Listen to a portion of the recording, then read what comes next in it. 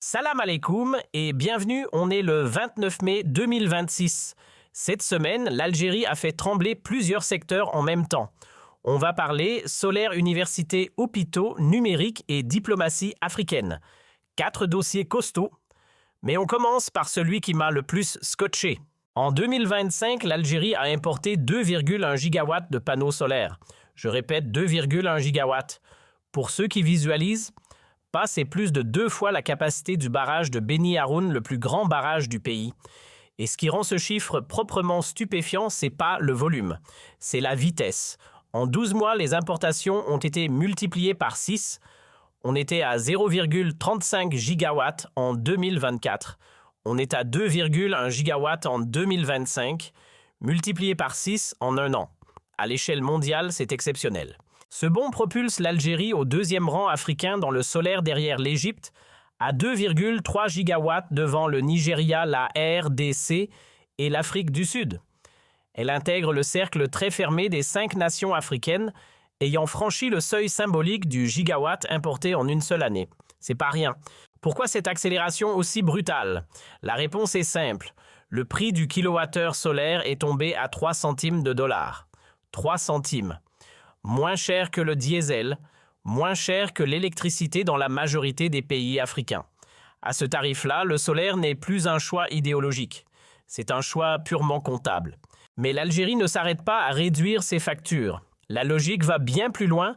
Chaque kilowattheure produit localement, grâce au soleil, c'est un mètre cube de gaz naturel libéré. Et ce gaz libéré, il peut partir en Europe. Double gain, on produit propre chez soi et on vend plus de gaz à l'étranger. Concrètement, le gouvernement a lancé un programme de 3000 MW de centrales solaires.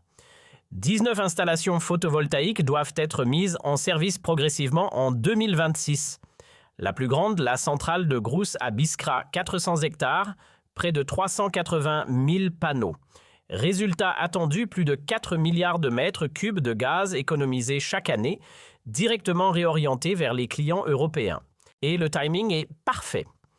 Fin 2025, l'Union européenne a décidé d'interdire progressivement le gaz russe d'ici 2027. L'Algérie, qui alimente déjà l'Espagne et l'Italie via Medgaz et Transmed, se retrouve dans une position stratégique rare. Plus elle produit solaire en interne, plus elle libère du gaz pour combler le manque européen. C'est un cercle vertueux, un positionnement de bouclier énergétique pour tout le continent. Ce qu'on voit se dessiner ici, c'est une transition énergétique qui n'est pas subie, elle est pilotée. L'Algérie ne regarde pas la révolution solaire mondiale passer. Elle l'utilise comme levier de puissance. Soyons honnêtes, cette info, elle est passée complètement sous les radars. Et c'est dommage parce que pour des centaines de milliers d'Algériens, elle est absolument capitale. Le 16 mai 2026, le Premier ministre Sifi Grib appose sa signature sur un décret exécutif. Et d'un coup de stylo, une interdiction qui durait depuis des décennies vient de tomber. Concrètement, les professeurs d'université, les chercheurs, les médecins spécialistes, ces gens-là ont désormais le droit d'exercer une activité privée rémunérée en parallèle de leur poste dans le secteur public. Parce que pendant des années, voilà ce que ça donnait pas de consultation privée en dehors de l'hôpital public. Pas de consulting pour une boîte. Pas moyen de valoriser leur expertise autrement que dans le cadre strict de leur poste d'État. Résultat des courses. Les cerveaux algériens prenaient leurs bagages et partaient à l'étranger, là où on les laissait exercer librement, là où on les payait à leur juste valeur. La fuite des cerveaux, elle était directement nourrie par cette rigidité réglementaire. Ce décret, il brise cette logique. Mais attention, ça n'est pas l'anarchie totale. Le gouvernement a posé un cadre très précis et il y a 4 points essentiels à retenir. 1. Les domaines autorisés sont définis noir sur blanc haute, spécialisation, expertise, consulting, R&D, innovation. Et pour les médecins spécialistes, on ajoute les actes médico-chirurgicaux et la dispensation de soins. 2. L'ancienneté, c'est obligatoire. On ne sort pas de fac ou d'internat pour enchaîner immédiatement avec une activité privée. Un nombre d'années dans le public est exigé, point. 3. Des contraintes territoriales existent pour ne pas vider les hôpitaux des grandes villes. Et il y a une exception notable pour le sud du pays, là où la pénurie de médecins spécialistes est la plus criante. 4. Chaque personne voulant cumuler doit obtenir une autorisation préalable de son administration. Et elle ne peut travailler que pour une seule entité privée à la fois. Pas question de multiplier les casquettes dans tous les sens. Alors pourquoi maintenant? Parce que ce décret s'inscrit dans une logique globale, intelligence artificielle, numérisation, montée en compétences. Pour bâtir une économie de la connaissance, il faut que les meilleurs cerveaux aient une raison de rester en Algérie. Ce décret, c'est un message direct adressé aux profs, aux chercheurs, aux médecins. L'État vous reconnaît. Et il vous donne les outils pour monétiser votre valeur ici sans avoir à vous exiler pour ça. Bon, je commence par vous balancer le chiffre et on va décompresser ça ensemble. 180 000 en 7 jours, c'est le nombre d'Algériennes et d'Algériens qui se sont inscrits sur une toute nouvelle plateforme numérique lancée par l'État. 180 000 en une semaine. Vous laissez ça mariner 2 secondes. Cette plateforme, elle s'appelle 7,77 et franchement, le nom est bien trouvé. L'idée, c'est simple, elle s'adresse à tous les Algériens de 7 ans à 77 ans. L'enfant qui veut toucher à son premier robot, le retraité, qui essaie de comprendre comment payer ses factures en ligne, tout le monde est concerné.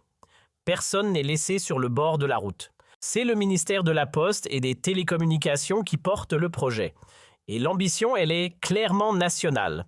Former les citoyens aux usages numériques de base, aux compétences tech plus avancées, et les accompagner dans une modernisation progressive des services publics et de l'économie. Concrètement, parce que formation numérique, ça peut vouloir dire n'importe quoi, voilà ce que ça propose. Pour les jeunes et les étudiants, initiation au code, à l'intelligence artificielle, à la cybersécurité. Pour les adultes et les professionnels, outils numériques, démarches administratives en ligne, création d'entreprises dans le digital. Et pour les seniors, comment utiliser un smartphone, une tablette, comment accéder aux services dématérialisés de l'État, niveau par niveau. Public par public, c'est structuré. Maintenant, ce qui rend ce lancement particulièrement intéressant, c'est le timing. Parce que 7,77 n'arrive pas tout seul. Il arrive exactement au moment où le portail Zair Digital Services déploie ses 52 services administratifs en ligne. Et exactement au moment où la stratégie nationale d'intelligence artificielle vient d'être présentée. Coïncidence? Clairement, non. 7,77, c'est le socle humain de tout l'édifice, c'est la fondation. Parce que, et c'est là où je veux en venir, peu importe la qualité des outils que vous déployez, si les gens ne savent pas les utiliser, l'investissement ne sert à rien. 0. Un portail administratif ultra moderne que personne ne maîtrise, c'est une salle des fêtes sans invités. Le fait que 180 000 personnes se soient inscrites en 7 jours dit quelque chose d'essentiel. La demande est là. Les Algériens veulent apprendre. Ils attendaient cet espace. Ce n'est pas anodin. Maintenant, et c'est ici que ça devient sérieux, le vrai défi commence. Est-ce que la qualité pédagogique sera vraiment au rendez-vous? Est-ce que les formations seront accessibles dans toutes les wilayas, pas juste dans les grandes villes? Et est-ce que les contenus seront mis à jour régulièrement pour ne pas devenir obsolètes en 6 mois dans un secteur qui évolue à vitesse grand V? Ce programme 7,77 est potentiellement l'un des projets les plus structurants que le gouvernement algérien ait lancé pour l'avenir du pays. Parce qu'une stratégie numérique nationale sans capital humain formé, c'est un moteur sans carburant. Le hardware existe, le software existe, il reste le humanware. Partie 4, Brazzaville. Et là, on se retrouve au cœur de l'Afrique, à Brazzaville, au Congo, pour une actualité qui mérite vraiment qu'on s'y attarde.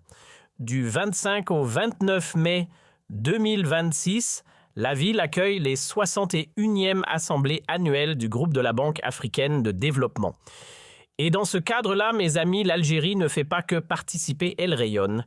Parlons sérieusement. Ce sommet, c'est le rendez-vous financier le plus important de tout le continent africain. Plus de 3000 délégués autour de la table des chefs d'État, des ministres des Finances, des gouverneurs de banques centrales et les plus gros investisseurs institutionnels de la planète.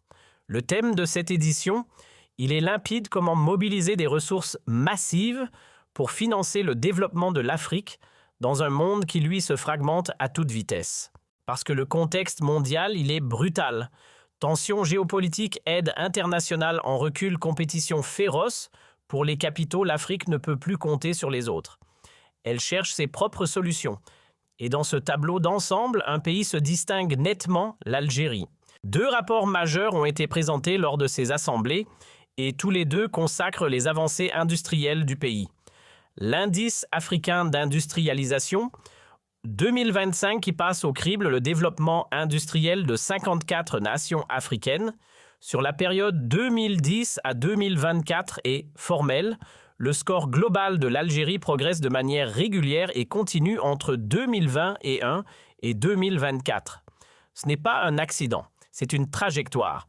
Et le patron de la BAD lui-même a cité l'Algérie parmi les économies africaines montantes, celles qui ouvrent la voie d'une industrialisation endogène construite de l'intérieur, pas importée. Alors concrètement, qu'est-ce que ça change pour l'Algérie d'être mise en avant comme ça par la BAD devant 81 pays membres? Parce que c'est pas rien. Hein? Première chose, la crédibilité internationale. Quand une institution financière mondiale pointe vers toi et dit « Voilà un modèle qui fonctionne », les portes s'ouvrent. Les capitaux privés, les investisseurs étrangers, les conditions de financement, tout ça devient négociable différemment. Deuxième chose, et c'est peut-être la plus importante, c'est la validation du modèle algérien lui-même. Depuis 2020, l'Algérie a fait un choix clair, la réindustrialisation. Pétrochimie, agroalimentaire, matériaux de construction, industrie mécanique, des investissements massifs, une stratégie assumée. Et là, à Brazzaville, la BAD présente des chiffres qui confirment que ce choix était le bon. Maintenant, ce qui me frappe aussi, c'est la posture active de la délégation algérienne dans cette conférence. Ils ne sont pas là pour écouter, ils sont dans les tables rondes sur le financement des infrastructures, sur la mobilisation des ressources domestiques, sur le rôle des fonds souverains africains. Et c'est logique, l'Algérie est l'un des rares pays du continent qui dispose réellement des ressources internes pour financer une part significative de son propre développement. Fonds de régulation des recettes réserves de change importantes, c'est pas du bluff, c'est du concret. Ce que Brazzaville vient confirmer en résumé, l'Algérie n'observe plus l'Afrique depuis les gradins, elle est sur le terrain, elle rayonne, et elle commence à exercer un vrai leadership économique continental. Voilà, on arrive au bout de cette semaine du 29 mai 2026, et franchement, c'était du lourd. 4 sujets, 4 signaux forts. Commençons par l'énergie. L'Algérie vient de s'imposer comme la 2e puissance solaire du continent africain. 2,1 gigawatts de panneaux importés en 2025, soit une multiplication par 6 en l'espace d'une seule année. Une seule, c'est pas de la croissance, ça c'est une explosion. Et elle est pilotée avec une intelligence qu'on ne souligne pas assez. Ensuite, il y a ce décret du 16 mai et celui-là, il change la donne dans le monde académique et médical. Les professeurs d'université, les chercheurs, les médecins spécialistes, désormais autorisés à exercer une activité privée rémunérée. Traduction directe. On répond enfin à la fuite des cerveaux. C'est une révolution silencieuse, mais une révolution quand même.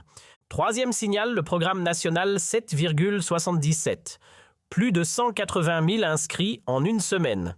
De 7 à 77 ans, tous les Algériens sont dans la boucle. C'est le socle humain concret massif de la transformation numérique du pays. Les chiffres parlent d'eux-mêmes. Et pour finir, Brazzaville. Devant 81 pays membres de la Banque africaine de développement, l'Algérie a été célébrée, pas juste mentionnée, célébrée comme une puissance industrielle montante du continent. L'Algérie n'avance pas sur un front. Elle avance sur plusieurs simultanément et à grande vitesse. Si tu as appris quelque chose aujourd'hui, le bouton like, tu connais.